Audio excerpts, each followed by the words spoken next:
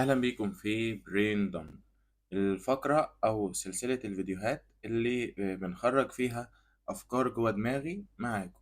فيديوهات ملهاش سيناريو، بفكر معاكم بصوت عالي ونبتدي نرتب الأفكار سوا. كلام بحب أسمعه لنفسي الأول، ولكن قلت ليه لأ ما نشاركوش مع الناس.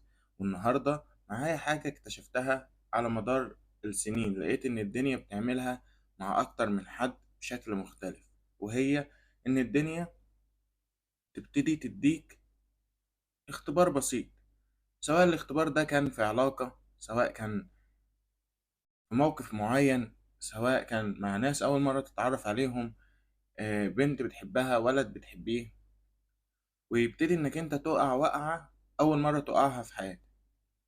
تبتدي تلم شتات نفسك كده وتبتدي تستقوى وتقوم كده، وفجأة الدنيا تروح بعتالك نفس الاختبار مرة تانية، بإن الشخص ده بيظهر تاني أو بتتعرض لنفس الموقف تاني.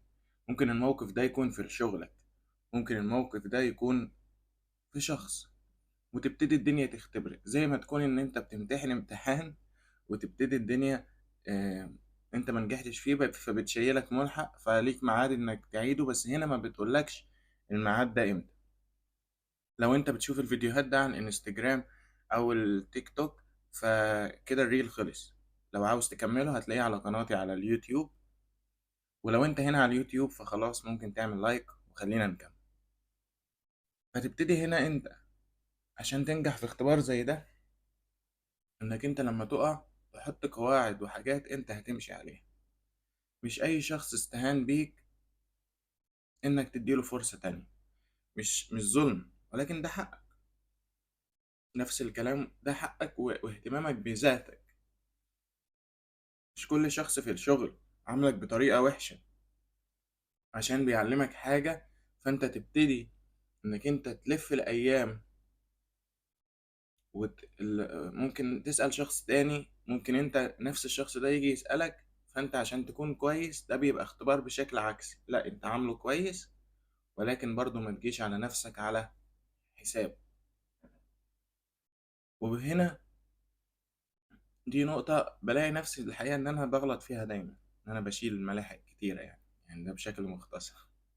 ان انا الاقي نفسي بيقع قدامي نفس الموقف او نفس الشخص، والاقي نفسي برجع اغلط نفس الغلطات. مشكلة بيبقى نفس السيناريو مكتوب في دماغي، ولكن بيحصل عكس اللي في دماغي. ولكن مش مهم، احنا عايشين عشان نتعود. والأهم والكلام اللي أنا بقوله لنفسي، ركز عشان العمر بيجري. ممكن انت دلوقتي عندك 20 25 30 سنة 40 سنة، فجأة تلاقي نفسك عندك 60 سنة وانت ما عملتش حاجة في حياتك، وانت طول عمرك بتغلط وما بتوصلش لحاجة مفيدة. أتمنى أكون وصلت رسالة بشكل ما. أتمنى آه، تحبوا الحلقات دي. متنساش تعمل لايك وشير وسبسكرايب. أنا أخوك يحيى، والسلام عليكم ورحمة الله وبركاته.